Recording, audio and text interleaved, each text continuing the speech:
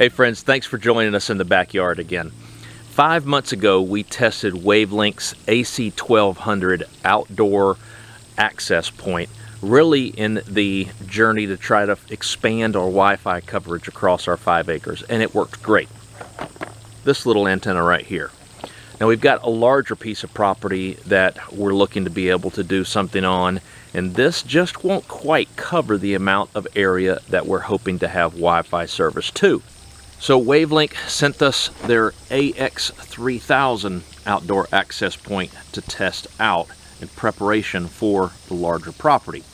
And some of the same features in the 1200 is here, although it is amped up quite a bit. Instead of 4 antennas, it has 6. For the waterproofing, it's IP67 instead of IP65. It can do speeds up to 3000 megabits.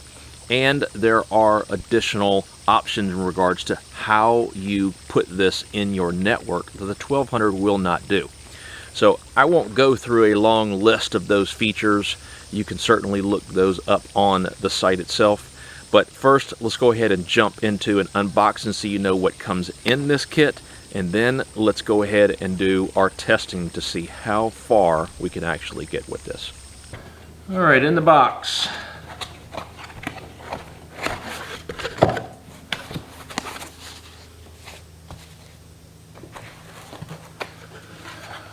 We have our main unit itself, our quick start guide. We have our template for mounting it.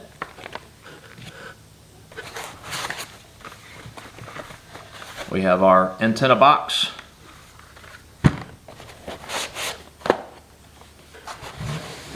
And our accessory box. Let's see what else we got down here.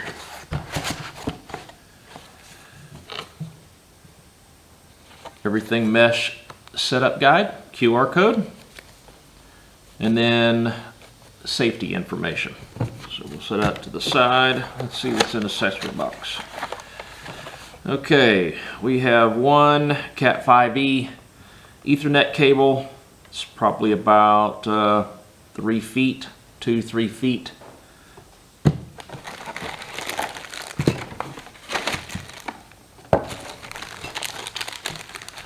You have screws, drywall anchors. You have some 3M sticky tape, double-sided.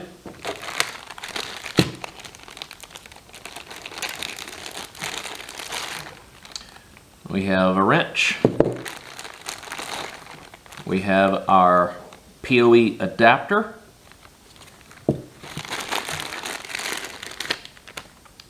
And actually the base where your Ethernet cable is going to go through, and the wrench looks like is to tighten this up. Make sure you have a really good waterproof seal.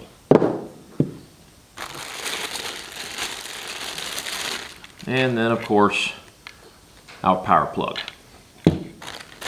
Okay, it's pretty straightforward. Let's go ahead and get into the installation, and then we'll walk through the setup and testing. In that antenna box, one thing that I did not realize is they do provide 4 very large zip ties if that is going to be used to actual mount this. Instead of screwing it to something, you could end up leveraging the zip ties to go under. If you're going to like mount this to a steel pole, this is recessed in to where it will actually butt right up to a smaller steel pole, and then you can leverage 2 of the zip ties here to keep it on tight. So that's good. For the antennas, these should all really go on fairly easily. All of them are the same length, but they are labeled differently. So you've got your 2.4 gigahertz on the side, and then your 5G on the corners, and each antenna is labeled differently. This one is a 5G antenna. So we want to make sure that we put them on the right port.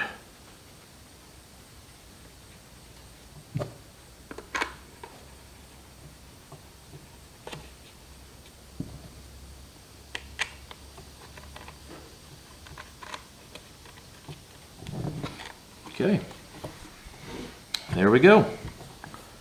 We're ready to rock and roll. All right, we've got our access point mounted. I'm just using an old satellite dish post that I've been reluctant / lazy on taking out of the ground. And I'm actually glad that it's still there because it's going to work out well for this test. All right, for the first part of our connection, we've got our PoE box here. Our DC power connection that's going to go to the outlet. Your Ethernet cable, we're going to use the one that's supplied, just because it's supplied. That is going to be our data in. So you're going to run this from your router on an active port into here. Then on the PoE side, the power over Ethernet side, you're going to run a secondary Ethernet cable out to your access point itself. This is going to vary based on where you have it mounted, where your router is, how long of a cable that you need, etc., etc. So there are two different ways to connect for your initial setup. The first, which we're going to do, is through Wi-Fi. You're going to go through the connections as we just walked through in the last scene. Then the other one is hardline. You're going to need two Ethernet cables for that. One is going to be plugged into the data in port on the PoE device. That cable will get plugged into your personal device, whether it be a tablet or laptop. The second Ethernet cable will be plugged into the other port on the PoE device. That will get plugged into the Wavlink antenna. And you'll have to connect to that through the IP address listed in the instructions. Alright, the very first thing that we're going to do is go into our Wi-Fi settings. Here we're going to look for the Wavlink antenna. We're going to choose the AX3000. Connect there. Now we're going to go to a browser, and it's going to take us to our Wavlink login page. The default password on these is admin. Log in. Next step is to set up our local information, country, time zone, etc. So do that as it seems fitting for your location. Now we have to create a new password. Because we are just doing a test on this, we're going to make the password admin1. It does require it to be no less than 6 characters. We do next. Alright, from here, this is where we're going to change the SSID, the network information or network name if we wanted to. But because we are just testing, we're going to keep it as is. But we have to set up the password for the network for any device to connect to it, and save. So now the access point or the antenna is saving the configuration information that we just created. Once this is actually done, it tells you that you will have to go ahead and connect in your Wi-Fi settings using the new password that you just created. Let's go down to our Wi-Fi. Jump into our Wi-Fi. Now we have our Wavlink there. I'm going to go ahead and connect to it. It's going to ask for our new password that we just created. Join. We are connected. Now let's test it out on the browser. Jumping in here. Let's refresh just to make sure.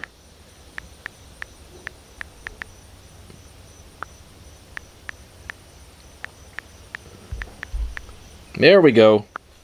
Alright, we are back in business. Now it's time for the real test with the distance. If this is your first time here, I'm Dana. I'm Art. Alright, before we jump into the test, I want to make sure that I update everyone on where we are with things, because there has been some hiccups along the way with our plan. And if you are someone that's really paying attention to the details in this video, you'll notice our backdrop is different. And that's because we are in a totally different season now. So we ran into issues with the testing initially. For any of our product reviews, before we do a recording, we try to go ahead and ensure that everything is working the way that it's supposed to, so there isn't any delay in the episode. This is where we ran into a problem, because the signal, or the speed that we were getting in our testing location, kept varying, and I mean by a lot. So I reached out to Wavlink, and they are fantastic with their service. We walked through some troubleshooting, trying to figure it out on this particular antenna, and we decided that it was likely a hardware issue. So they sent out a new antenna, no problems at all. Well, we had hoped to be able to jump right back into the recording, but the day jobs that Dana and I have, especially during Q4, are incredibly taxing on our schedules every day. So we never had the opportunity, and when we did have the opportunity, the weather was not really allowing us to do it. So we had to push it off until now. So we've got the new antenna in. Things look much better. Although I did identify that where we initially had it installed on the back of the house was not going to work. It really needs to be up high. It needs to have a line of sight to where you are looking at. So buildings like our brick home, it was definitely going to be an obstruction, and it would not allow that signal to really be clear. So I moved it up on top of the house where we tested the last Wavlink antenna to really make sure that we had a line of sight to all the locations across the property, or for the most part. So let's go ahead and walk through a test now of our Wi-Fi without the antenna at the house outside, as well as the furthest reach of our property, to see what the differences are for both, and to see if we can actually get a little bit further than our regular Wi-Fi router. All right, we've got the Task Force Light Fighter, which is our home Wi-Fi router, and then we've got the Wavlink antenna as well. Let's go ahead and do a speed test for the Light Fighter.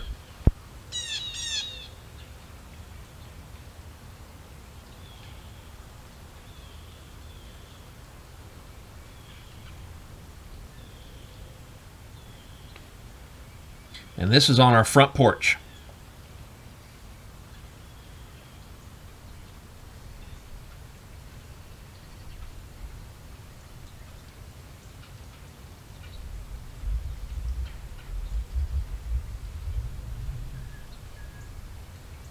All right, now we'll go ahead and switch over to Wavlink.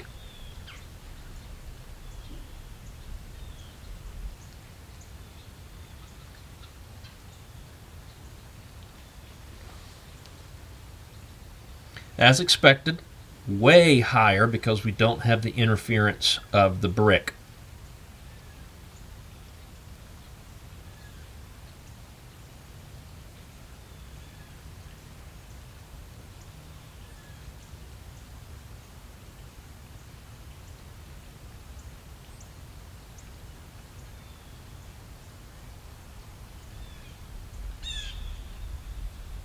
All right, significant difference there. Now let's go ahead and take it out to some distance.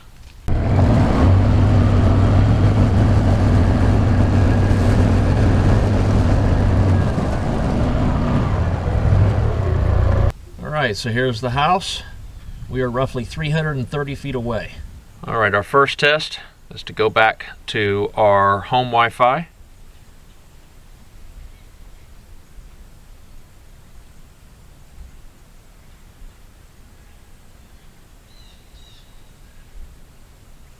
All right, we're connected. Let's do a speed test now.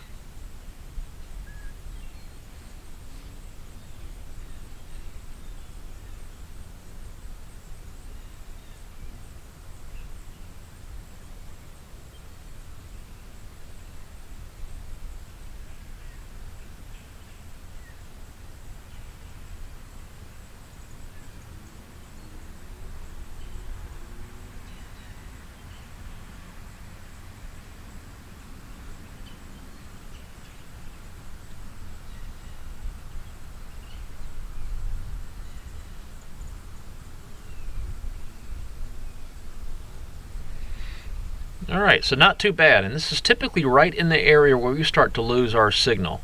This is actually coming in higher today than the norm. So let's take a look at the Wavlink now.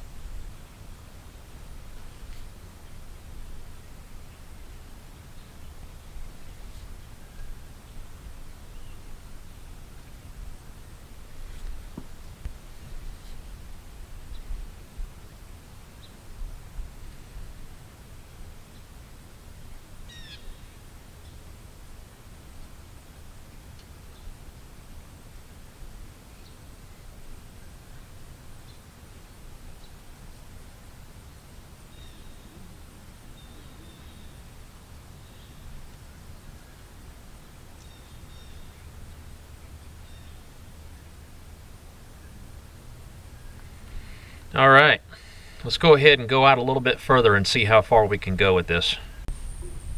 Alright, I've gone out roughly another 150 feet further away, much further away. Let's take a look here. Surprisingly, I still have some home signal here.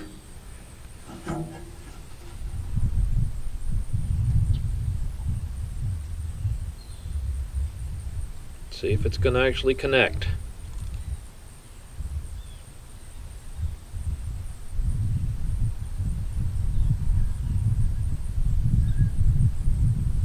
It's not looking good, folks.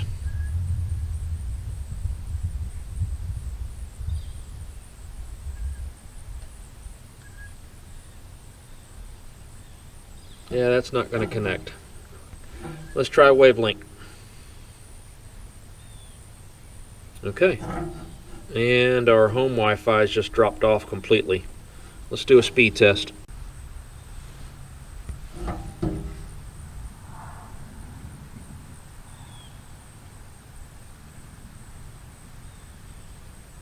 Still significant signal strength. Just to show that I haven't left from this spot.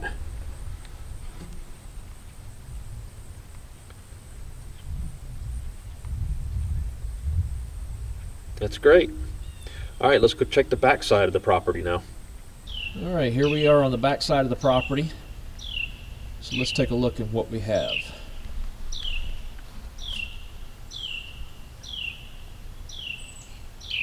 All right, looks like we've got signal for both. So let's go ahead and take a look at some numbers for Wavlink.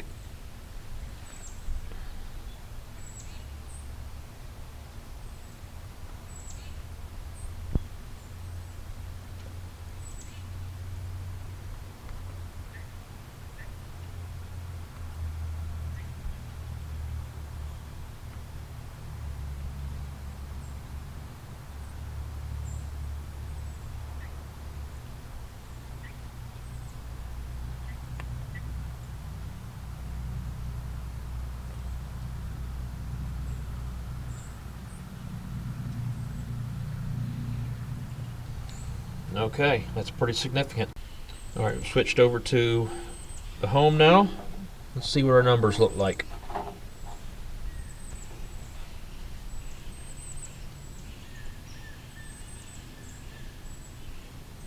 I already know it's not looking good.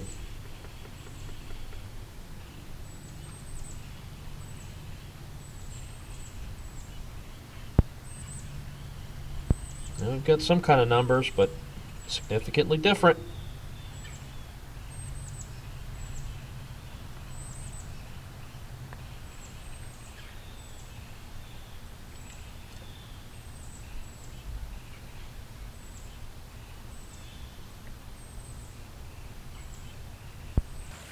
All right, I know the testing was a little extensive on this one, but we feel that not everyone has the same coverage area, the same size property as everyone else. So before you make one of these purchases, you want to be able to see in different areas, different instances that impact signal strength and how it may relate to your own property. So if this was helpful, be sure to smash that like button. We certainly do appreciate it. And a huge shout out of thanks to our friends at Wavlink for not just supporting the channel, but supporting us for this particular product, the issues that we had, really wanting to make sure that everything is working to their satisfactory level, and we can give each of you all the information for them as well. So until next episode, take care, stay safe. We look forward to seeing you soon. Bye.